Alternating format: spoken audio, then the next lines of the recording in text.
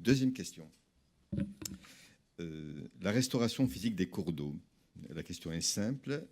Y a-t-il une garantie de résultat? Monsieur Gunel, à vous pour cette garantie de résultat. Vous avez évoqué tout à l'heure la dérive des référentiels. Madame Gauthier semblait dire qu'elle souhaitait une approche plus sereine autour de ces référentiels. Alors, quelle est la place de cette dérive dans les résultats et dans les garanties espérées?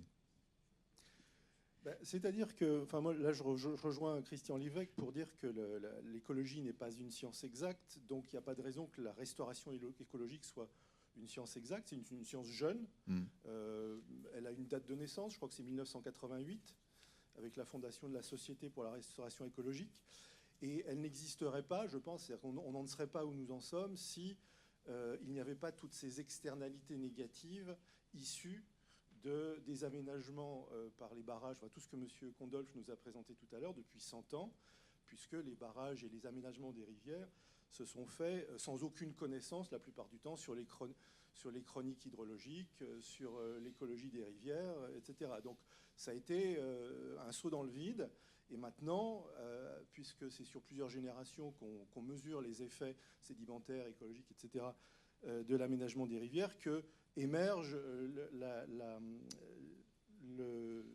la restauration écologique. Donc, les garanties de résultats, évidemment, c'est un peu tôt pour en parler, mais je pense que on n'est de toute façon jamais à l'abri de surprises écologiques. Hein, voilà. Donc ça, il faut être prêt. C'est pas parce qu'il y a plus de digues et plus de barrages qu'il y a moins d'inondations dévastatrices sur le Mississippi ou ailleurs. Donc ça coûte de plus en plus cher, mais les dégâts sont quand même de plus en plus élevés. Donc je pense qu'il faut quand même rester optimiste par rapport à la restauration écologique, et qu'il y aura toujours un catalogue de succès et un catalogue d'échecs. Bon, il y a un succès, je crois, dans la vallée de l'Ouche, en aval de Dijon, où des mesures de restauration écologique ont permis de multiplier par 4 le nombre d'espèces aquatiques, de multiplier par 70 la biomasse aquatique. Et puis, il y a aussi, effectivement, un catalogue d'échecs cuisants ou relatifs, parce que, oui, parce qu'il n'y a pas eu assez de suivi, parce qu'il y a eu des surprises, il y a pu y avoir des crues exceptionnelles, des choses qui détruisent tout, etc. Je pense qu'on aurait aussi intérêt à regarder du côté de nos voisins ou presque voisins néerlandais qui ont mis en œuvre entre 2006 et 2015 le programme Room for the River, donc faisons de la place pour la rivière, qui est un choix politique assumé d'extensification des plaines d'inondation du Rhin et de ses différents bras, avec 1,8 milliard d'euros dépensés pour recreuser les bras secondaires, pour d'abaissement des digues et non pas de surélévation incrémentée de digues comme on a tendance à le faire ailleurs dans le monde, et pour permettre... Donc en fait les Néerlandais deviennent taoïstes, pour revenir à ce que je disais tout à l'heure, après avoir été confuciens pendant plusieurs siècles, et d'avoir d'ailleurs exporté leur modèle confucien jusqu'en Indonésie et ailleurs dans le monde.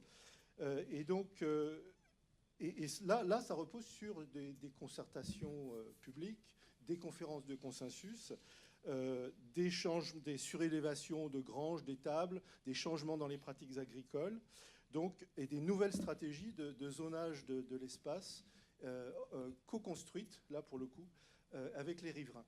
Donc je pense que la restauration écologique, alors là c'est presque plus de la restauration écologique, c'est du désaménagement du territoire pour réaménager autrement avec d'autres objectifs. Mais je pense que cet exemple est très intéressant parce que, encore une fois, la réponse n'est pas dans la science. Le scientifique est observateur et comptable du réel, c'est tout.